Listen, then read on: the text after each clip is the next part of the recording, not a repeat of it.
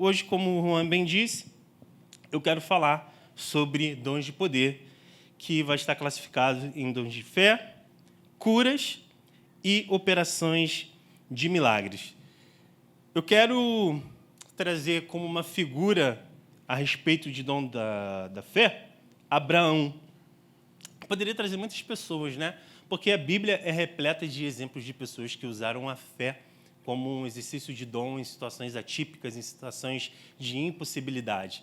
Se nós formos pegar desde o Velho Testamento até o Novo Testamento, nós vemos pessoas que eram pessoas comuns, não eram pessoas cheias de poder, não eram, como super-heróis ou alguma coisa desse tipo. Eram pessoas que confiaram plenamente numa palavra que o Senhor as deu, que confiou no seu coração, e a respeito daquela palavra, assumir aquilo como uma verdade absoluta, e diante de qualquer impossibilidade que pudessem vir sobre a sua vida, creram, às vezes, até a sua própria morte, crendo que aquela palavra ela vinha do Senhor. E isso imbuía o seu coração, isso enchia o seu coração de fé, de confiança, para crer, muitas vezes, olhando fisicamente aquilo que a pessoa almejava, ou muitas vezes não chegando a ver, mas ainda nutrindo no seu coração aquela confiança. Por isso que nós falamos que isso é o exercício do dom da fé. Uma fé que é como se fosse uma graça de Deus derramada sobre a vida de muitos irmãos, não para alcançar um benefício próprio, mas para cooperar com o plano de Deus em relação a um propósito específico, a uma relação da humanidade, enfim, como esse agora que o Juan falou. A igreja está com um princípio de adquirir instrumentos. Olhando para a nossa realidade, a gente encontra impossibilidade por causa do valor, por causa dos custos, por causa do deslocamento de você ir até o Paraguai, para você poder fazer uma mudança.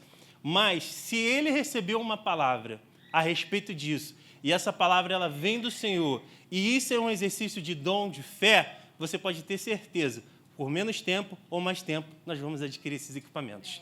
Nem que o Senhor projete dinheiro em contas, nem que o Senhor te faça te enriquecer em algumas situações, nem que o Senhor faça você ser promovido no seu trabalho, que você consiga expandir a sua rede de negócios, que você consiga avançar em situações na sua vida com a plena finalidade de você outorgar ou você conceder essa realização aqui para a nossa comunidade. Você crê nisso? Não é uma questão de positivismo, não é uma questão de uma palavra vazia, mas sim é o próprio Deus colocando dentro da vida de alguns irmãos aqui agora. Amém. Esse desejo de ofertar especificamente. Eu sinto isso muito no meu coração, que algumas pessoas vão ter recursos de uma forma inesperada e essas pessoas vão ofertar, destinando claramente para esse princípio. Amém? Então, vamos ler aqui Hebreus, capítulo 11, versículo do 8 ao 12.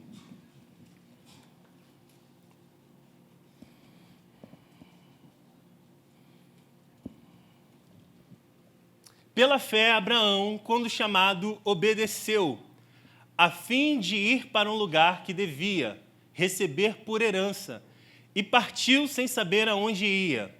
Pela fé, peregrinou na terra da promessa, como em terra alheia, habitando em tendas com Isaque e Jacó, herdeiros com ele da mesma promessa.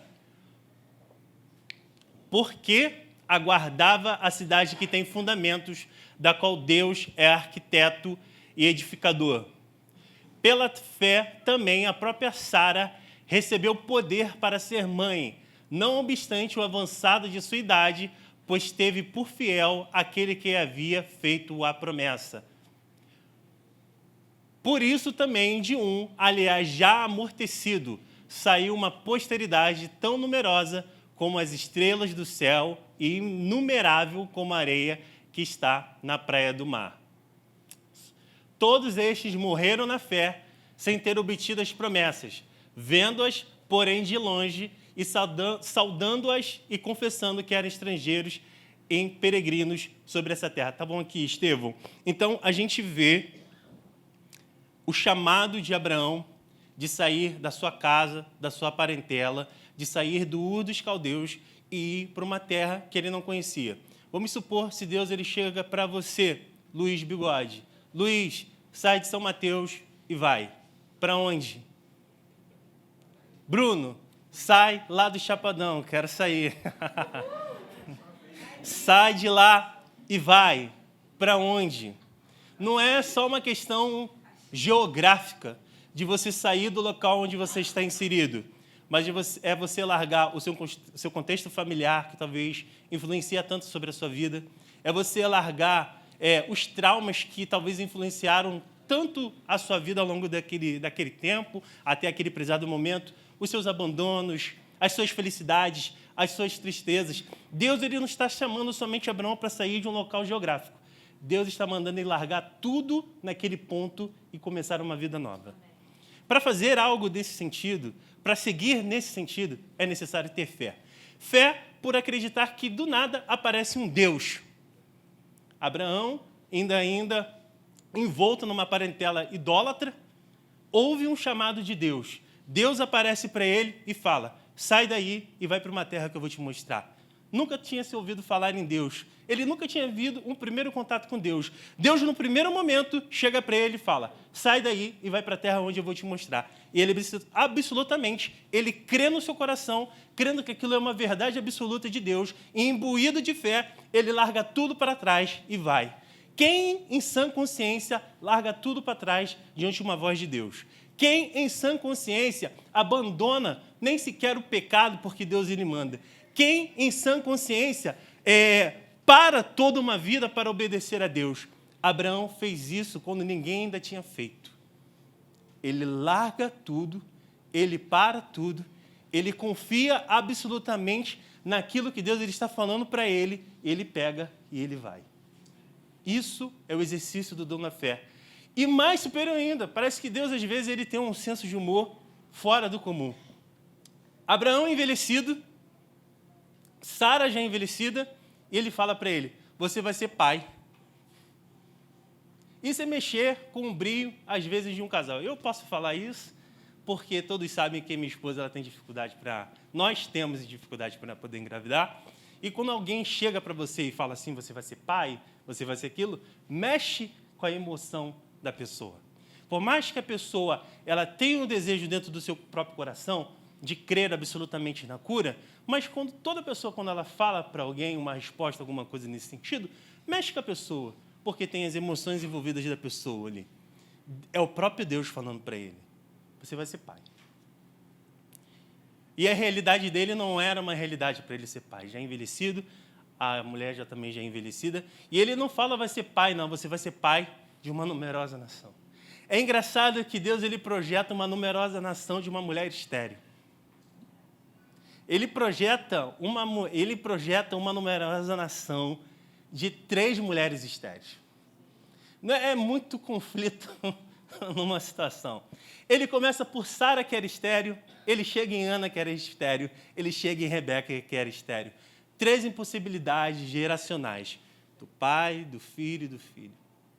Escadinha, assim. 3 possibilidades para que não desse certo, mas... Se a gente olha o relato bíblico hoje, deu certo ou não deu certo? Às vezes as impossibilidades vêm para querer fazer-nos duvidar ou mostrar realmente o realçar a incredulidade que está envolta no nosso coração, que é natural ter essa questão de incredulidade, é natural, às vezes, duvidar dessas situações.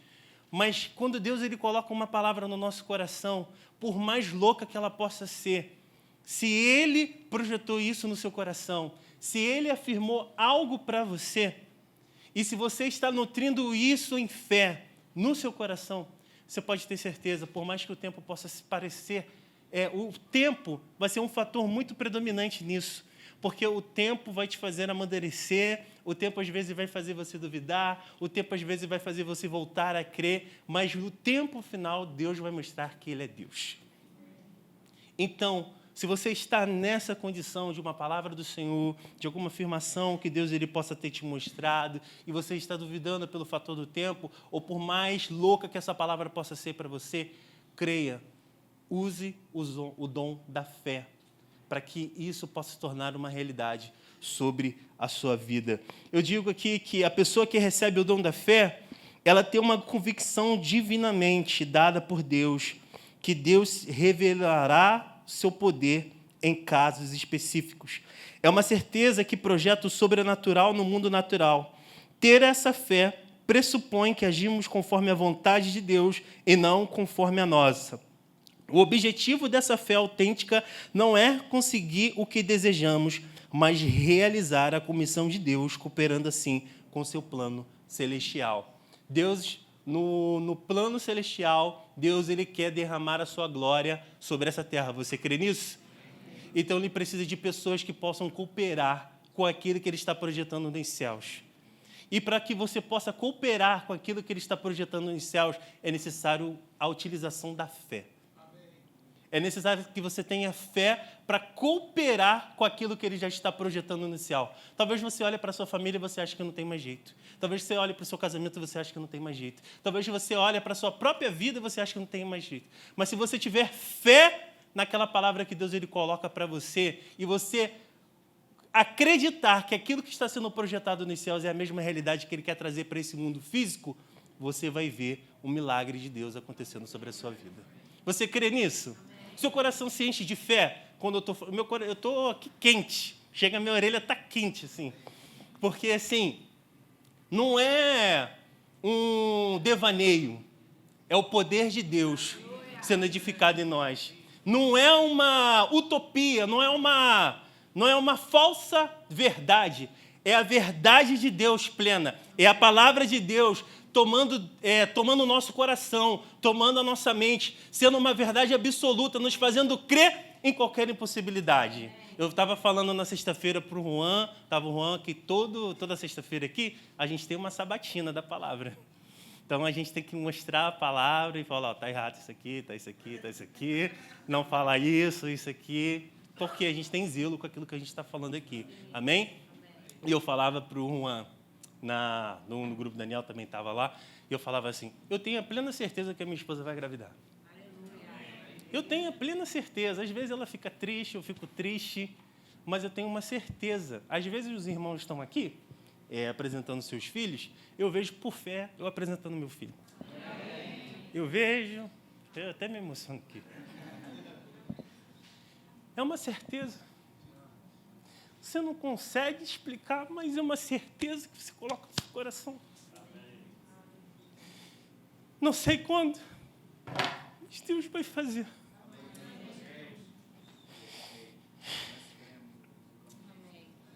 Não é uma falsa.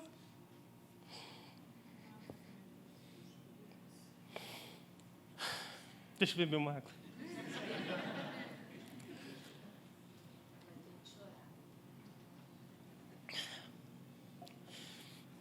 É a verdade de Deus, irmãos.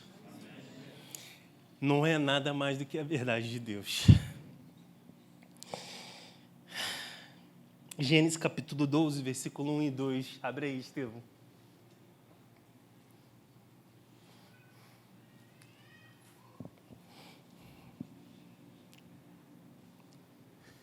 De ti farei uma grande nação, te abençoarei e te engrandecerei o nome. Se tu uma bênção. Foi no 1, Estevão? Foi no 1? 1 e 2. Bota no 1 e 2 para mim, Estevão. Volta lá, por favor. Ora, disse o Senhor a Abrão, sai da tua terra, da tua parentela e da casa do teu pai, e vai para a terra que te mostrarei. Aí o 2 agora, Estevão, por favor. De ti farei uma grande nação, e te abençoarei, e te engrandecerei o nome, se tu uma bênção. Imagine Abrão ouvindo essa palavra do Senhor. De ti eu vou fazer uma grande nação. Mas ele olha para o seu estado físico, fala, é impossível. Mas ele crê. O que Deus está falando para você que você não está crendo? Qual é a verdade que Deus está trazendo para você e você está duvidando? Eu creio que é uma manhã que Deus está sacudindo a gente como igreja, até mesmo como comunidade, para a gente acreditar nas verdades que Deus está trazendo para nós aqui.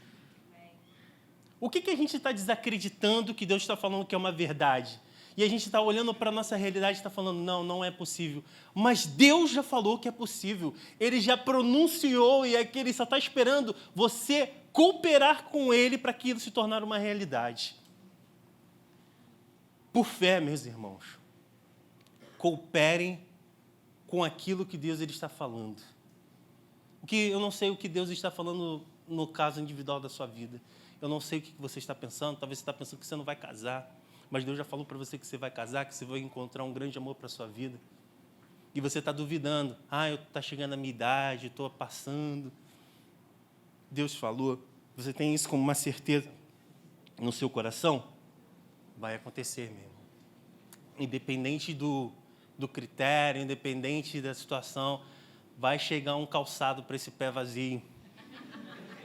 Vai chegar alguém que te ama de verdade, vai chegar uma mulher que te ama de verdade, vai chegar alguém que vai se casar com aquilo, não que você está pensando, não com aquilo que você está idealizando, mas com aquilo que Deus está idealizando para você.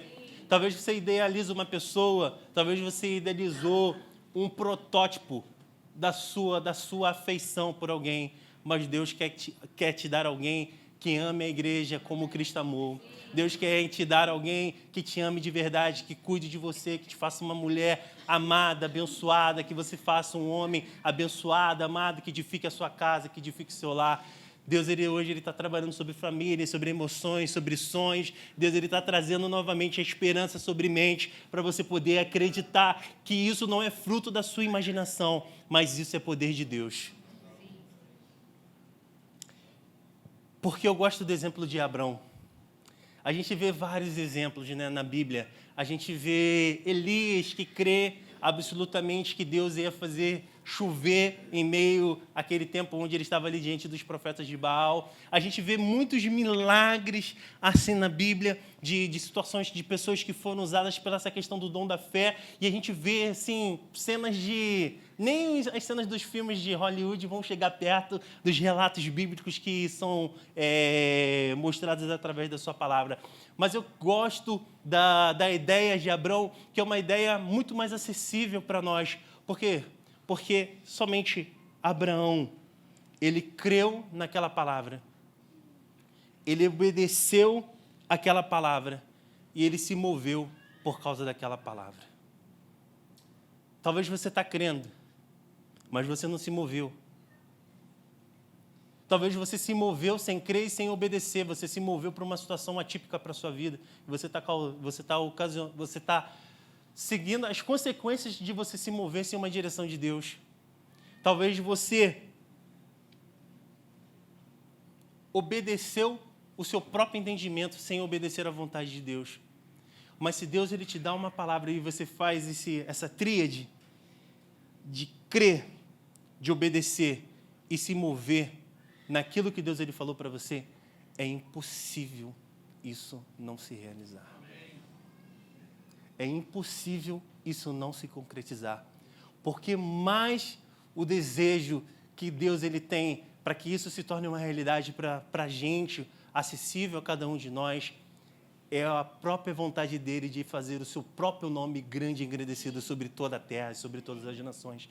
Esse é o desejo de Deus, fazer o nome dele grande, para que as pessoas possam ver que ele é Deus sobre mim, que ele é Deus sobre você, que nós somos o seu povo, uma raça eleita chamada por ele, e ele quer trazer esses benefícios para nós, daquilo que está sendo cooperado nos céus para a nossa vida.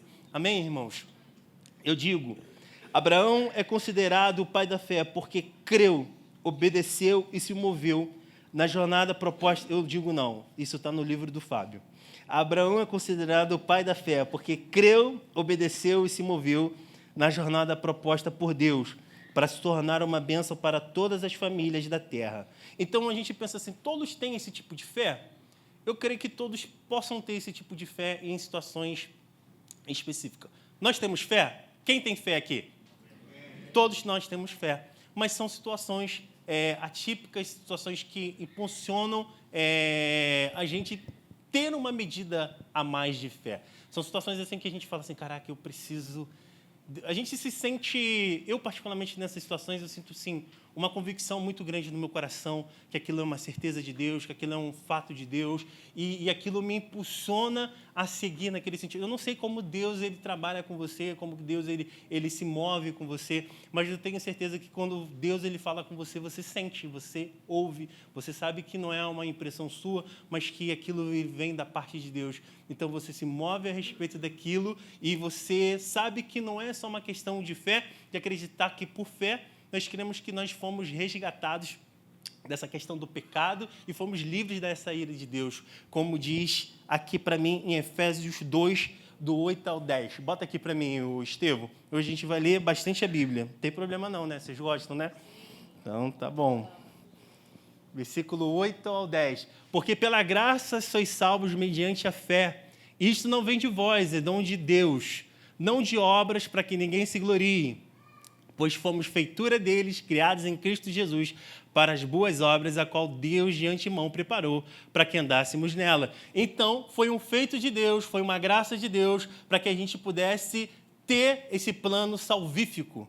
Então, por fé, nós acreditamos que estamos dentro desse plano salvífico. Você crê nisso? Mas existem situações onde essa medida de fé ela é como se fosse um copo d'água que começasse a ser cheio para que você pudesse se mover por uma fé maior, por um critério de fé maior. Eu estou conseguindo passar para vocês poderem entender? E um homem que eu gosto bastante, que é uma pessoa que eu vejo que tem muita fé, coloca aí para mim, Estevão, Atos capítulo 6, versículo 8. Não, isso aí, 6, versículo 8. Estevão cheio de graça e de poder. Em algumas versões está escrito cheio de fé. Qual é a Bíblia que está escrita cheio de fé? Tem alguém? A sua? Tá. Então, algumas versões vai estar graça e outras versões vai estar fé. Então, Estevão cheio de graça. Aí eu quero que você intitule aqui fé. Estevão, cheio de fé e de poder, fazia prodígios e grandes sinais entre o povo. Quem era Estevão? Um homem comum. Quem era Estevão? Podia ser um Bruno, podia ser um João, podia ser uma Fabi. Mas ele estava cheio de fé. Muitas vezes estar cheio de fé é estar cheio do Espírito Santo. Por isso que é importante que você se preencha do Espírito Santo.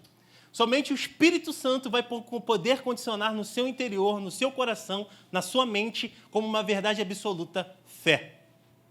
Não é uma verdade que o mundo prega, é a verdade de Deus colocada dentro de nós como um mandamento.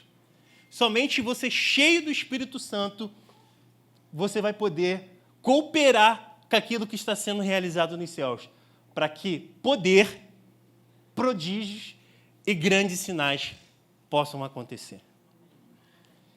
Na sua vida, está acontecendo prodígios, sinais? O poder de Deus está sendo derramado sobre você? Talvez você fale assim, poxa, Bruno, talvez não esteja isso acontecendo. Talvez esteja faltando você ser cheio do Espírito Santo. Porque somente homens cheios do Espírito Santo são homens cheios de fé.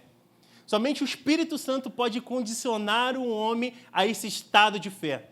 Não é algo que vem de você, não é algo que parte do seu direito. É somente pelo Espírito Santo que o homem pode ser condicionado nesse tipo de fé. É uma graça, é um carisma de Deus que é derramado sobre os homens e Deus vai impulsionando o coração humano, a mente humana, para que ele creia nessa verdade. Então, é necessário o quê? Que você se alimente da palavra de Deus, que você leia ela como uma verdade absoluta, que você ore ao Senhor, que você busque o Senhor, que você tenha um relacionamento com Deus, para que assim os seus olhos possam ser abertos e você possa olhar o que Ele está fazendo nos céus e cooperar com aquilo que Ele está fazendo na terra. Jesus mesmo, Ele já falava que Ele não fazia nada por Ele só, Ele olhava para o Pai e Ele reaplicava aquilo que o Pai estava fazendo nos céus para a terra. Deus quer pessoas que olhem atentamente para Ele, para cooperar plenamente com aquilo que Ele está fazendo nos céus.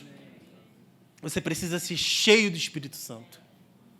cheio do Espírito Santo. O Espírito Santo deve ser a sua busca incessante para que ele abra os seus olhos e você veja a beleza do nosso Senhor. E isso mude por completo a sua vida. Por completo a sua vida. Porque Estevão, no capítulo 7, abre aí para mim, o Estevão, né? Cheio de poder, de sinais. Amém. Amém, Estevão? Você recebe? Amém. Vamos lá. Estou pentecostal hoje. Vamos lá. Vamos lá. Estou até gritando, não fala assim? Vamos lá. Não sou eu não, hein, gente? É o Espírito. Capítulo 7. Vê, Estevão. Vamos lá. Estou dando lugar, pastor. Homens de dura cerviz, incircuncisos de coração e de ouvidos, vós sempre resistis ao Espírito Santo, assim como fizeram vossos pais, também vos fazeis. Qual dos profetas vossos pais não perseguiram? Eles mataram os que anteriormente anunciavam a vida do justo, do qual vocês agora vos tornastes traidores. Peraí, Estevão, calma, Estevão. Traidores e assassinos. Vai lá, Estevão. Vós que recebestes a lei por ministério de anjos e não aguardaste. Ouvindo eles isto, enfureciam-se no seu coração e rilhavam os dentes contra ele. Mas, lê comigo agora, vamos todos juntos. Mas, cheio do Espírito Santo, fitou os olhos do céu e viu a glória de Deus e Jesus estava à sua direita. E disse, eis que vejo os céus abertos e o Filho do Homem em pé à direita de Deus. Eles, porém, clamando em alta voz, taparam os ouvidos e unanimemente arderam contra ele. E lançando-o fora da cidade, o apedrejaram. As testemunhas deixaram suas vestes aos pés de um jovem chamado Saulo. E apedrejaram Estevão, e implorava e dizia, Senhor Jesus, recebe o meu espírito. Então, ajoelhando-se, clamou em alta voz, Senhor, não me imputes este pecado, com estas palavras da justiça. Que homem que diante da morte tem um procedimento desse? Que homem que diante da morte, da sua iminente morte, se mantém convicto da sua fé? Que homem que diante do seu apedrejamento, ele ficou nu. Ele foi exposto à vergonha ali, e às vezes a vergonha podia tirar essa convicção dele, mas ele manteve unânime a verdade que ele trazia dentro do seu coração. Às vezes a gente muda a nossa opinião da verdade que a gente carrega, que a gente acredita que é uma verdade absoluta, por uma opinião, por um hater. Nesses tempos agora que a gente está vivendo, onde a opinião de todo mundo é a verdade, muitas pessoas nos apontam o dedo em apedrejamentos virtuais, em apedrejamento com palavras, em situações, e pela primeira pedrada que a gente toma, a gente muda a nossa convicção. Não, acho que você tem direito sim, acho que isso que você... Não é bem assim, não. Mas Estevão se permanece unânime, crendo naquilo como uma verdade absoluta. Ele prefere morrer apedrejado do que não negar a verdade daquilo que ele cria. Irmãos, você está disposto a morrer pelo Senhor e não negar a sua verdade? Deus precisa de homens que tenham esse dom, que prefiram a morte, muitas vezes, do que negar essa verdade. Deus está chamando uma igreja. Às vezes a gente pensa que é uba-uba, não é, o negócio é sério. Deus está falando assim, você está disposto a morrer por mim? Você está disposto a carregar isso como uma verdade absoluta, até mesmo se você morrer por causa disso? Estevão foi esse homem que eu não chego nem perto de ser. Mas ele é um exemplo para nós. O que Estevão era? O que Estevão estava cheio? Então, isso é acessível a nós. o Espírito Santo pode nos condicionar, porque diante da morte, a gente vai preferir a morte do que negar essa verdade. Amém? E o dom da fé, como diz aqui para Estevão, é um dom que é muito utilizado nessa questão de operação de milagres, de operações de cura. Então, agora a gente vai entrar na parte de curas. Por que as pessoas são enfermas? Por que as pessoas são enfermas? Vocês têm alguma percepção? Por que existe enfermidade no mundo? Você tem? Alguém tem? Pecado. Falou tudo. O pecado é a condição da morte, da doença. É por causa do pecado, é por causa da desobediência de Adão que todo homem foi envolto nessa consequência. Mas pela obediência de Jesus, nós também estamos envoltos na consequência da sua obediência. E porque no último domingo nós fomos muito abençoados aqui pela vida do Yuri. Cadê? Eu não sei, não estou vendo o Yuri. O Yuri tem um carisma de cura na vida dele, isso é notório. E a gente crê a ele. Ele chegou ali na hora, ó, no carisma de cura. Tem um carisma de cura na vida dele. E existem homens, sim, que têm esse dom, esse talento de cura sobre a sua vida. Mas por que nós somos curados? Por que a gente toma posse da cura? Por que a gente crê nessa verdade? Abra lá, o Estevão, por favor. Isaías, capítulo 53, versículo 4 e 5. Por que você pode ter a possibilidade da cura na sua vida? Porque você pode ser curado não só fisicamente, mas espiritualmente, mentalmente, nas suas emoções, enfim, em todas as áreas da nossa vida. Porque quando ele fala em cura, ele não está falando só do aspecto físico, mas todo aspecto que envolve essa questão de cura. Porque certamente ele tomou sobre si as nossas enfermidades e as nossas dores levou sobre si. Nós o reputávamos por aflito, ferido de Deus e oprimido. Mas ele foi transpassado pelas nossas transgressões e moído pelas nossas iniquidades. O castigo que nos traz a paz estava sobre ele, e pelas suas pisaduras fomos sarados. Foi o ato sacrificial de Jesus na cruz que nos proporcionou a cura. A cura em todos os aspectos. Se existe alguma enfermidade ainda sobre a sua vida, ou você está passando por alguma situação como essa, eu falava na reunião da sabatina, de sexta-feira, aí a Amanda vai conseguir me ajudar, que a Amanda é advogada. Tem mais algum advogado aqui? Tem? Só a Amanda? Então, Deus tem que levantar mais advogados, Deus tem que levantar mais pessoas nesse sentido. Tem outros profissionais, para que você possa se formar e o reino de Deus possa... Não é cultura dos 7 montes, não, tá, pessoal? Para você seguir nesse ramo. Mas, quando a pessoa, Amanda, chega para você e você vê que ela tem um direito adquirido que foi perdido, e ela está sofrendo uma injusta situação, você olha lá no Código, na Constituição, e você vê, olha, você tem... Isso é uma situação injusta que está acontecendo com você. Se eu estiver falando besteira, você me corrige, tá? Isso que está acontecendo com você é algo injusto, porque a Constituição fala isso, o inciso tal, o artigo tal, fala isso para você. Então, nós podemos ir até o juiz peticionar ou alguma coisa nesse sentido para que essa situação possa ser revertida, não é assim? É isso que Jesus fez por nós. Aqui está a verdade absoluta para nós. Se existe alguma enfermidade ainda, Jesus está falando, olha, eu já levei. Jesus está trazendo uma realidade vindoura do seu período eterno para a gente agora nesse período físico. A cura nada mais é do que uma realidade celestial trazida para o nosso plano aqui. Então, se você está enfermo, com alguma dor, com alguma situação, é você crer nessa verdade que Ele levou sobre si.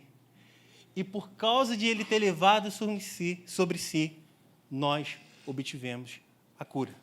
Você crê nisso? Não é uma palavra rema, né? Que tem o rema, né? Que fala sobre muito isso, a questão de fé. Eu não estou condicionando que talvez que Deus também pode não querer te curar, por mais chocante que isso possa ser. Tá? E eu vou falar isso depois, mais para frente aqui. Eu sei que isso traz um choque, né? Mas Deus é soberano e às vezes Ele pode falar, não vou querer te curar. E qual é a razão disso? Não sei, gente. Quando chegar no céu, pergunta para Ele, que não tem respostas às vezes para isso, a gente querer solucionar aquilo que não tem resposta, só com Ele lá. É mistério. Mas, mesmo eu sabendo que Deus, na sua soberania, Ele não pode querer me curar, isso não me impede, por dom de fé, de acreditar a respeito disso, que isso é uma verdade para a minha vida. Por mais que eu não seja condicionado com a cura, por mais que eu não seja condicionado com aquela verdade, mas isso não pode me impossibilitar de descrer nessa verdade, porque isso é uma verdade absoluta. Foi isso que Ele fez. Ele tomou sobre si. E eu posso orar a minha vida toda a respeito disso, e em algum momento Deus achar graça e favor e falou, não, agora eu vou curar ele. Ou assim você pode morrer com aquela enfermidade e lá no céu, onde não haverá dor, nem choro, nem sofrimento, você ter um corpo restaurado para a glória de Deus. Porque a nossa esperança não é terrena, a nossa esperança é eterna. Talvez a gente viva com o preceito de ser agora, de ser aqui, mas a maioria das promessas que Deus ele faz para a gente são promessas eternas. Fogem dessa matéria física ou imunda para se relacionar com Ele pela eternidade. Amém, irmãos? Então, ele diz aqui, Apocalipse 21, versículo 4, como eu falei agora. Abre aí, Estevão.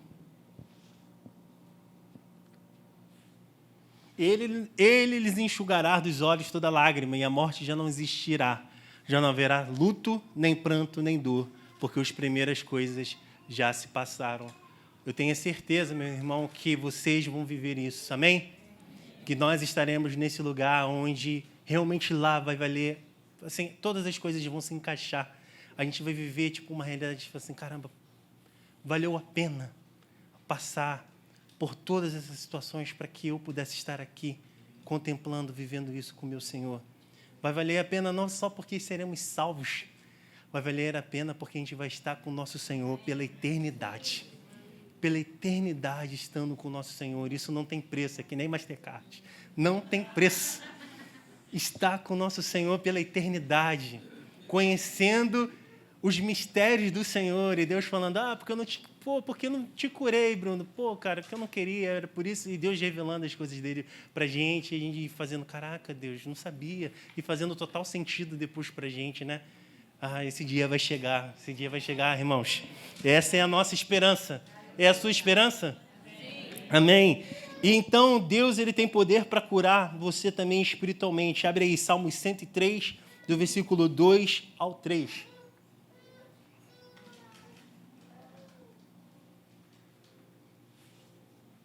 Salmos 103, versículo 2 ao 3. Bendize a minha alma ao Senhor, e não te esqueças de nenhum só de seus benefícios. É Ele quem perdoa todas as tuas iniquidades e que sara todas as enfermidades.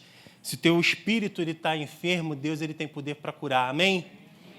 Fisicamente, abre aí Mateus 14, 14. Eu quero declarar e você vai tomando posse. Amém? Se você se encontra em uma situação dessa, toma isso como propriedade para você. Eu não estou declarando aqui, eu declaro isso. Não sou nada.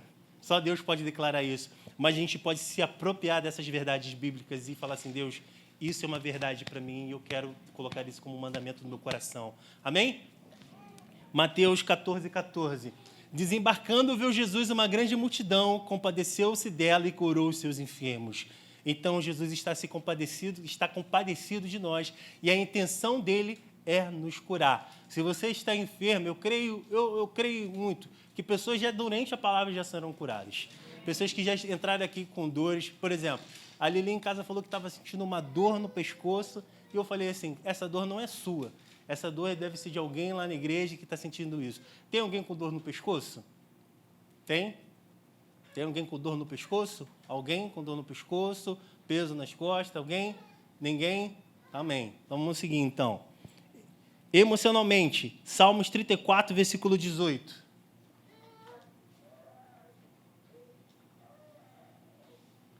Perto está o Senhor dos que têm o coração quebrantado e salva os de espírito oprimido. Então, emocionalmente, se suas emoções estão abaladas, se o trauma... E eu falo muito essa questão da emoção, porque muitas pessoas tiveram a questão de abusos, tiveram a questão de, na infância, tiveram situações pesadas. E até hoje, muitas delas não se recuperaram desses traumas. Elas estão presas nos seus traumas, elas estão presas, infelizmente, nesses abusadores, elas estão presas, às vezes, em palavras que maltrataram a autoestima daquela pessoa e aquela pessoa fica tentando ser uma pessoa que ela não é por causa de uma palavra, por causa daquilo. Deus, ele tem poder para curar esse sentido também para a sua vida.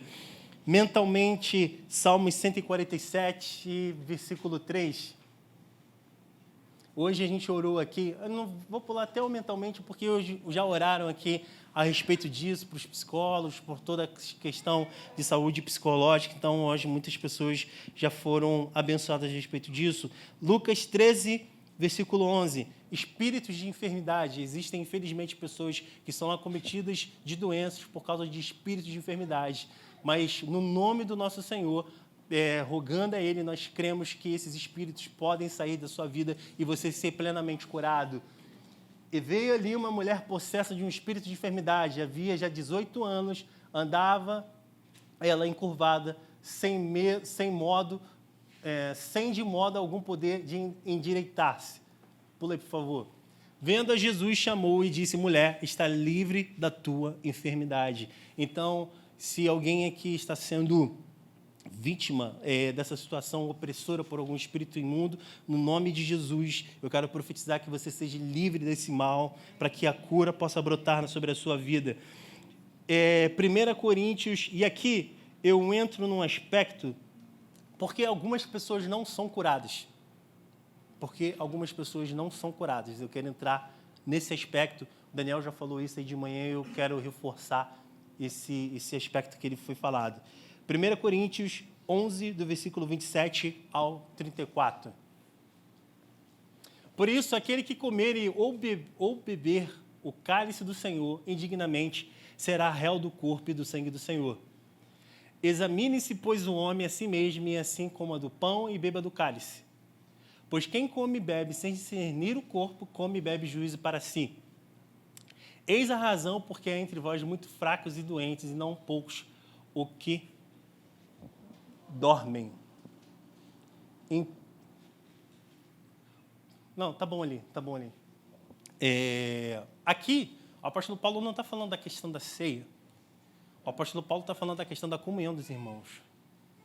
Então, muitas pessoas estão enfermas porque não vivem vida de comunhão. E talvez esse pecado, talvez essa condição que está sobre a sua vida de enfermidade é por causa dessa vida de comunhão. Em que sentido, Bruno? Em que sentido? Talvez você precisa liberar perdão para algumas pessoas. Talvez você precisa confessar alguns pecados. Talvez você precisa exercer o que somente na comunhão pode obter a cura. Por que eu digo isso? Porque Tiago 5, do versículo 4 ao 16, diz o que aí?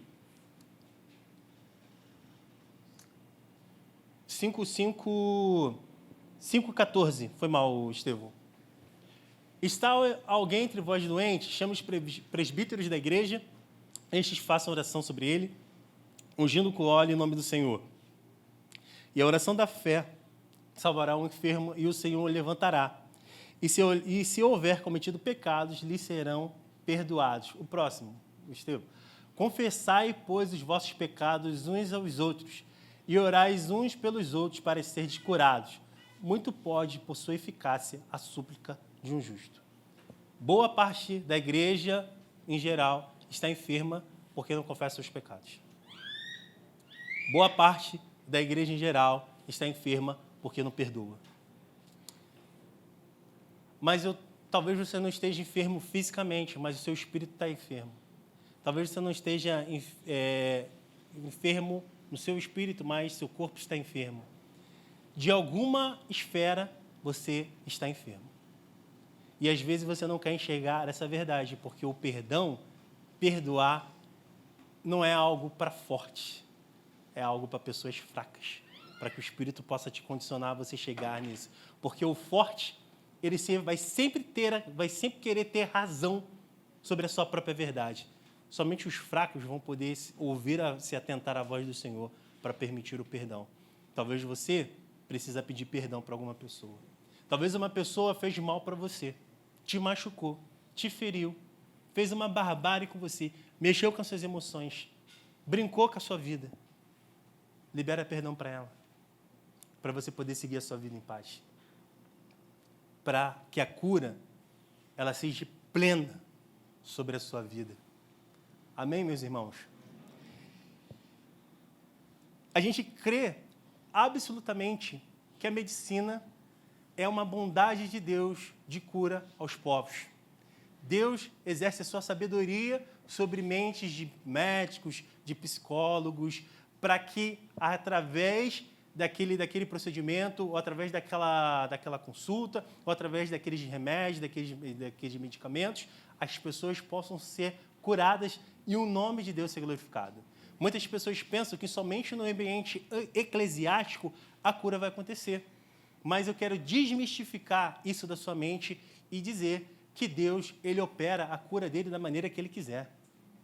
E se Deus, no meio da medicina, Ele tem capacitado homens, se você for ver desde das épocas medievais, você vai vendo como a medicina tem avançado, como a ciência tem avançado nesse aspecto, e como, por esse avanço dessa medicina ter avançado, com pesquisas, com tecnologia, com esses pontos, quantas pessoas foram curadas? Inúmeras, né? Nós acabamos de passar por uma situação atípica, pandêmica, do Covid, né? E muitas pessoas não morreram porque Deus não quis, porque isso é uma questão da soberania de Deus. Mas muitas pessoas não foram acometidas de males maior por causa da vacina, porque Deus quis condicionar a vacina para algumas pessoas, como outras pessoas que também tiveram Covid, através da oração dos irmãos, foram curadas, e outras, através da vacina, foram curadas. E o que é mais importante disso? O nome de Deus foi glorificado. Então, nós cremos que, através da medicina também, Deus ele pode te curar. Talvez você está falando assim, mas Deus falou que vai me curar, e você espera que algum irmão vai chegar em você, vai tocar em você, vai colocar irmão. Talvez a tua cura está no médico, está no psicólogo, está num profissional desse, que vai ser uma pessoa enviada por Deus para poder te abençoar naquele requisito. Beleza? Um termo que eu digo isso é 1 Timóteo 5,23. Bota aqui, por favor, Estevão.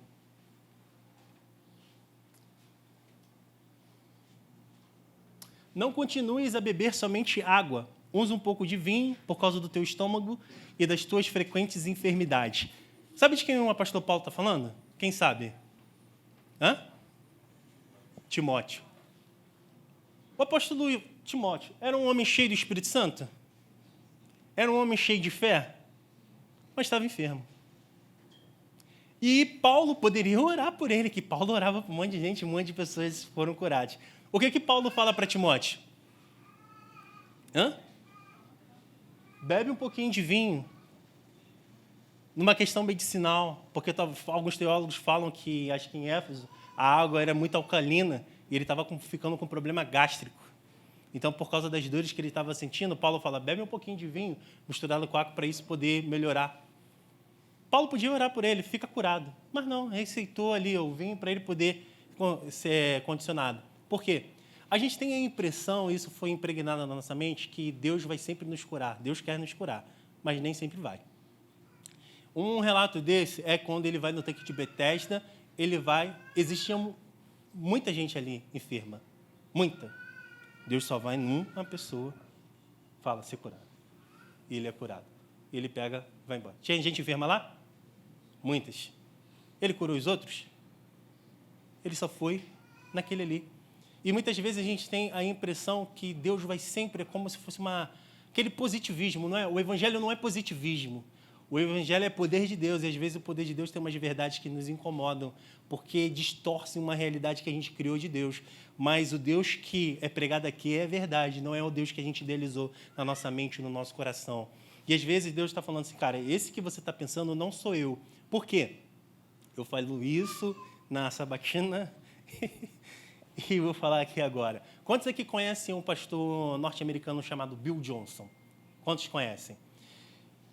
E eles se movem muito por cura. Muito. Eles chegam assim, falam assim, caraca, é surreal. De orar por gente ressuscitar. Tiveram... Eu sei que isso é chocante, mas pessoas ressuscitam até hoje, tá, irmãos? Talvez você não crê porque você não viu essa realidade, mas se a gente for cheio do Espírito Santo, a gente vai ver isso aqui.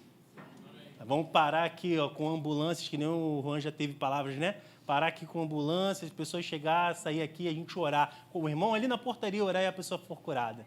Então, assim, a gente precisa ser cheio do Espírito Santo. E ela já deveria ter orado por inúmeras pessoas por cura, mas ela foi acometida de um câncer. E ela atrofiou na cama com o câncer.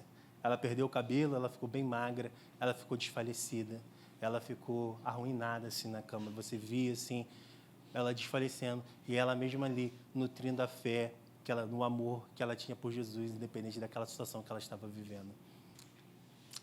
No dia do velório dela, ela foi enterrada. No domingo posterior ao velório, ele foi para o culto e todo mundo se surpreendeu ele ir para o culto. E ele falou assim: somente nessa vida nós vamos ter a oportunidade de adorar ao Senhor em meio ao sofrimento. Porque no reino eterno isso não nos será dado. Somente aqui você pode adorar a Deus em meio ao sofrimento. E mostrar para Deus o seu amor para Ele. Deus, eu estou sofrendo, mas o meu amor por você é grande.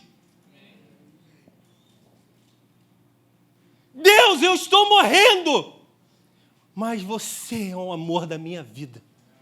Você é o meu Senhor. Somente nessa vida, irmãos, nesses vasos de barro que nós somos, há uma beleza de adorar ao Senhor no sofrimento. Que a gente mostra para Deus, Deus não é só quando as coisas estão boas, não. A gente adora o Senhor aqui, porque você é a nossa preciosidade. Você é o que mais alegra o nosso coração. Você é o nosso tudo. Você está sofrendo, irmão? Adora o Senhor no sofrimento. As coisas não estão fáceis. Continua adorando ao Senhor. Isso é uma beleza. E no seu reino eterno, Ele nos recompensará.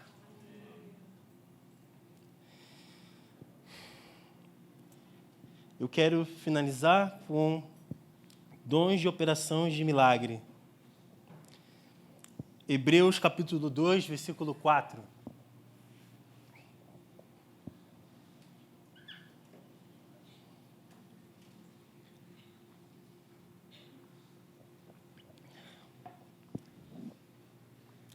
Dando Deus o testemunho juntamente com eles por sinais, prodígios e vários milagres, e por distribuições do Espírito Santo segundo a sua vontade. Estevão, volta do 2, Estevão, desculpa. Isso. Pois se tornou firme a palavra falada por meio de anjos, e toda transgressão ou desobediência recebeu o justo castigo. Como escaparemos nós se negligenciarmos tão grande salvação, a qual, tendo sido anunciada inicialmente pelo Senhor, foi-nos depois confirmada pelos que ouviram, dando Deus testemunho, juntamente com eles, por sinais, prodígios e vários milagres, e por distribuições do Espírito Santo, segundo a sua vontade. Quando a gente vê os relatos de operações de milagres, a gente já leva a nossa mente já logo ao Velho Testamento, né? O Velho Testamento é repleto de milagres. A gente vê, já desde a criação, né? Deus pronunciando e tudo se tomando forma. Isso é um milagre. Por mais que você pense que não é, alguém falar algo e aquilo se concretizar em matéria, isso é surreal. Surreal. A gente vê um homem jogando um cajado no chão, ele virando cobra. A gente vê um homem diante de um mar com uma iminente consequência de morte em grande escala, que era o exército egípcio, uma potência naquela época vindo, e ele confiando plenamente em Deus, e todo aquele povo ver um mar se abrir. Quem já viu um mar se abrir? Cara, deve ser uma experiência fantástica. Assim, eu estou andando assim no meio, o mar aberto, assim, eu falei assim, caraca, surreal. Os hebreus tiveram umas coisas assim loucas que eles fizeram. Mas vamos lá. Você com fome, cara, minha esposa com fome fica um saco. Enche a minha paciência. Imagine você no deserto, num calor, você com fome. E Deus providenciar o maná. Você num frio, você à noite, por causa de animais peçonhentos, Deus coloca uma coluna, aquela de fogo, coluna de fogo, para que isso cause, os animais peçonhentos não entrem no meio do arraial e não machuque. O cuidado de Deus, mas também, assim, caraca, tem um luminar de fogo ali, pai. Não é qualquer coisa, não é uma luz fluorescente, é um luminar de fogo. Por causa do calor, a nuvem cobrindo o povo de Deus. Vamos lá. Talvez assim, cara, isso é muito... Vamos para Eliseu. O machado cai no meio da água, ele faz o machado vir de lá e flutuar. Maneiro, hein? Maneiro isso, né? Mas o quê? Né? Mas o quê? Vamos lá. Josué. As pessoas falam que ele fez o sol parar, né? A terra parou. O seu movimento de rotação. Bizarro esse, né? Então, assim, os caras, assim, estavam com os milagres, assim, surpreendentes. Mas tem alguém que gosta de fazer algum milagre aí na Bíblia? Fala, meu aí. Ninguém gosta de milagre, gente? Gente, vocês estão desacreditados. Ninguém gosta de um milagre aí na Bíblia que chama a sua atenção? Alguém gosta? Ninguém? Gente, todo mundo está triste. O que está vendo, gente? Ninguém gosta de um milagre, não? Aí, ó, andar sobre as águas. Pô, imagine só, Jesus vindo sobre as águas. Aí Pedro, Jesus, é você mesmo? Então manda eu ir ter contigo para... E também. E Pedro vai andando sobre as águas. Bizarro, cara, assim, andando assim sobre as águas, assim. Mas eu, particularmente, gosto de um milagre. Gosto muito. João, capítulo 2, bodas de Caná. Eu me amarro nesse milagre. Abre aí, por favor.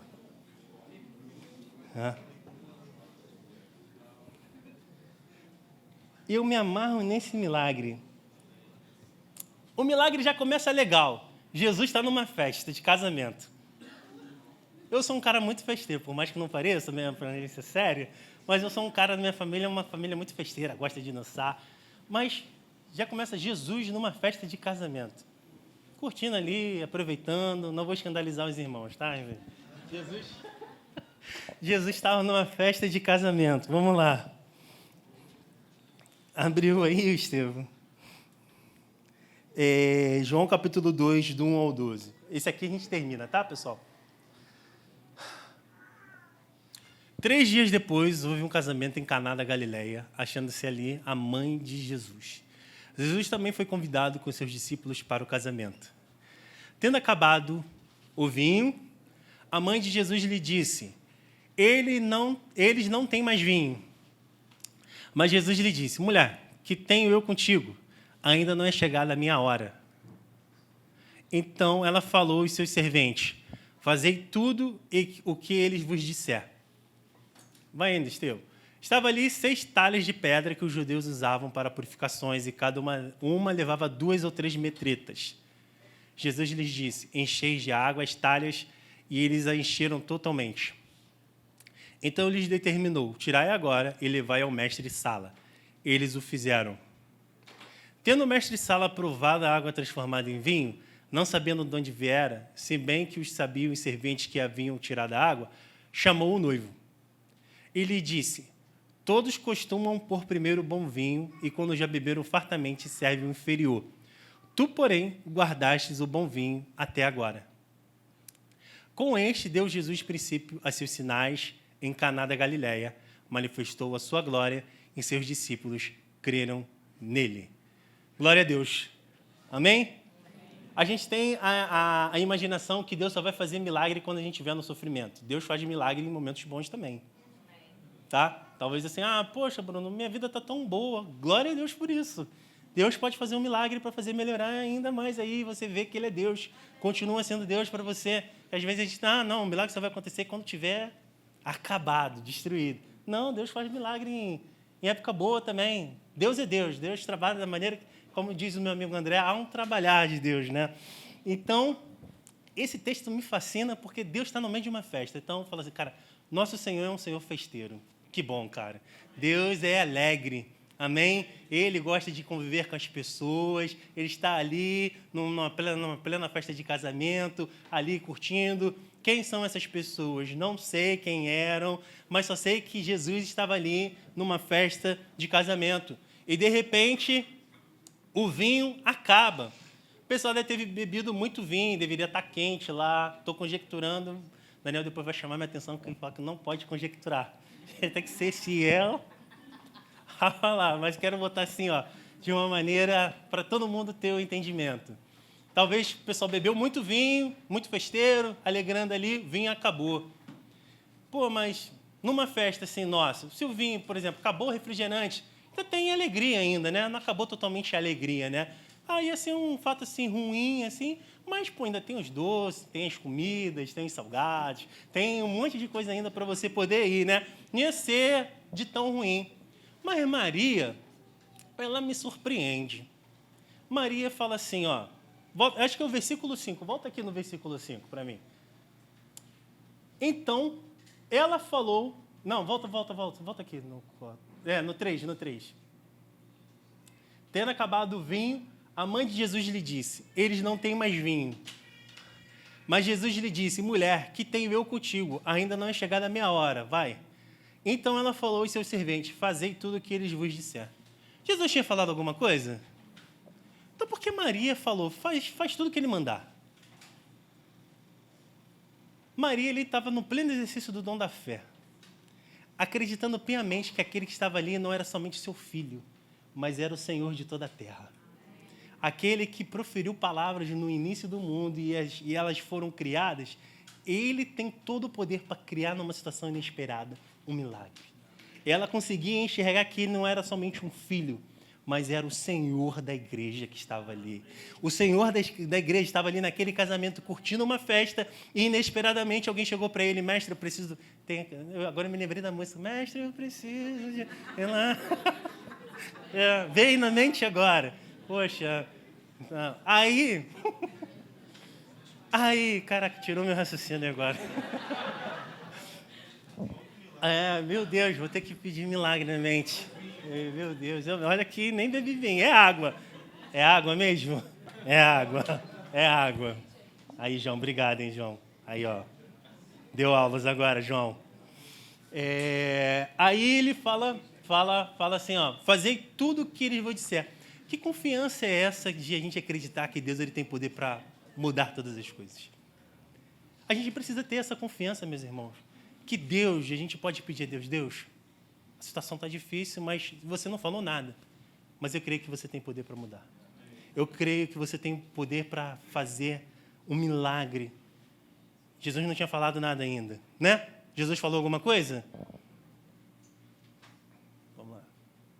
Então, estavam ali 6 talhas de pedra para que os judeus usavam para purificações. Eu não quero entrar nesses termos mais religiosos para vocês poderem entender o que significaria cada simbologia ali. Quero que vocês se atentem só ao milagre. Depois vocês pegam em casa, vão olhando com mais calma. E cada uma... Porque, assim, essas talhas não seriam o utensílio mais apropriado para fazer esse milagre. Tá? Por isso que eles deixam aqui essa questão das talhas. Não seriam as talhas que seriam usadas nesse sentido. E cada uma levava 2 ou 3 metretas. Vai lá, pula aí. E Jesus lhe disse, enchei de água as talhas, e elas encheram totalmente. Vamos lá.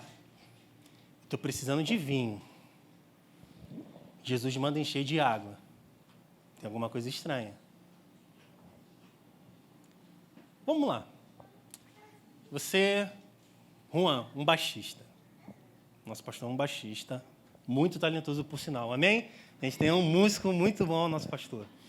E alguém chega para o Juan experimentado como baixista, fala, cara, não sei nem o que eu vou falar de baixo, eu não conheço. Aí ele fala assim, Juan, faz um negócio aí, que tu fala assim, cara, isso não tem sentido. Mas o que leva esses homens a crerem, em irem lá fazer? Se lembra de Abraão que eu falei no início? Que Deus chama ele para sair da sua terra, da sua parentela, e ele pega e vai? O que esses homens viram em Jesus para obedecerem? E irem fazer uma coisa, talvez, aos nossos olhos, irracional. Talvez Deus está chamando a gente para fazer uma coisa irracional aos nossos olhos, mas aquilo vai fazer todo sentido. E eles vão ali e enchem de água. Beleza? Todo mundo comigo? Pula aí. Aí Jesus disse, tirai agora e levai ao mestre-sala. Já falou aqui que era vinho? Tira água. Leva para o mestre-sala beber. E os caras vão, crendo absolutamente na palavra de Jesus. Cara, deve ser louco isso, né? É água mesmo. Vai levar a água para o cara que está esperando vinho. Vai levar água para o cara que está esperando vinho. Vamos lá. Cara, o milagre acontece ali. Ele prova. Aí eu não sei, que a Bíblia não relata. Estou conjecturando, tá, Daniel? Desculpa. Ele deve ter pegado água. Eu imagino assim, que Deus ele surpreende a gente. Por milagre ser bonito pra caramba, eu penso assim, ó. O mestre-sala deve também ter sido outro louco. Pega a água, bebe. Vinho. Não qualquer vinho. O melhor vinho que ele provou na vida dele. Um vinho produzido por Jesus, meus irmãos. Não é qualquer vinho, não. Não é qualquer vinho. Quem gosta de vinho aqui? Eu sou pobre, eu não gosto muito de vinho. Eu gosto de Coca-Cola, refrigerante. Mas já tentaram, assim, que borbulha na minha... Assim, não gosto. Fala, sente o gosto cítrico, o gosto não sei o que lá. Isso não rola comigo. Então, não rola. Mas tem gente que gosta do vinho, assim, essas coisas. É um outro público, assim. Mas imagine o vinho produzido por Jesus. Mano. Aí, vamos lá. Aí, tendo o mestre-sala provado, ele provou água transformada. Então, eu não estava louco, viu? Ele provou água transformada em vinho, não sabendo de onde viera, se bem que os sabiam os serventes. Só os serventes estavam sabendo da tramanha todinha ali de Jesus ali. Vai lá e faz e leva para o cara. A um trabalhar. E chamou o noivo. Falou assim, deu ruim. Vão brigar agora com o noivo da festa. Ele disse, todos costumam pôr o primeiro bom vinho, e quando já beberam fartamente, servem o inferior. Tu, porém, guardaste o bom vinho até agora. Glória a Deus. Glória a Deus. Qual é o maior milagre nessa história? Hein? Qual é o maior milagre nessa história? Fala aí, gente. Participa comigo. Eu quero terminar. A gente orar. Fala aí, Raíssa. Qual é o maior milagre nessa história? Eles creram. Isso, eles creram. Qual é o maior milagre nessa história, meus irmãos? Vamos lá. Participa comigo. Brainstorm, que fala, né, na minha linguagem de indústria. Vamos, fala as ideias. Fala aí, o que vocês acham? Qual foi o maior milagre? Obedeceram. E aí? Quem dá mais? Fala aí, gente. Quem mais? Fala aí, apóstolo. O que você acha? Amém. Aí tirou onda, né? O apóstolo agora. Isso não vale. Fala aí, Luciano. O que tu acha? Creram. Beleza, vocês estão totalmente certos. Mas o maior milagre para mim, nessa história todinha, é Deus presente no meio dos homens. Deus presente no meio de uma festa com pecadores. Deus sendo acessível para pessoas que talvez não conheciam do seu poder. E a Bíblia fala que ele mostra seus sinais e todos creram que ele era realmente o Filho de Deus. Talvez você nunca viu um milagre na sua vida, mas eu quero reforçar com esse texto que nós vivemos milagre todos os dias. Deus, através do seu Espírito Santo, está em nós, se movendo dentro de nós, crescendo de glória em glória, para que um transformar possa acontecer, para que assim os nossos olhos possam ver um milagre todos os dias, chamado Espírito Santo. Aqueles homens viram Jesus, o Filho de Deus. Nós, todos os dias, temos a oportunidade do milagre chamado Espírito Santo operar dentro de nós, edificar o nosso coração, mover a nossa mente, nos fazer acreditar que, por fé, nós possamos alcançar esses locais no Senhor. Como está seu coração, meus irmãos? Você se sente com fé? Você sente que realmente Deus pode proporcionar uma cura? Que Deus ele pode proporcionar um milagre sobre a sua vida? Talvez a sua situação esteja difícil, mas Ele é um Deus que opera milagres. Ele é Deus. Ele é Deus. Ele é Deus. Vamos orar? Se coloque de pé.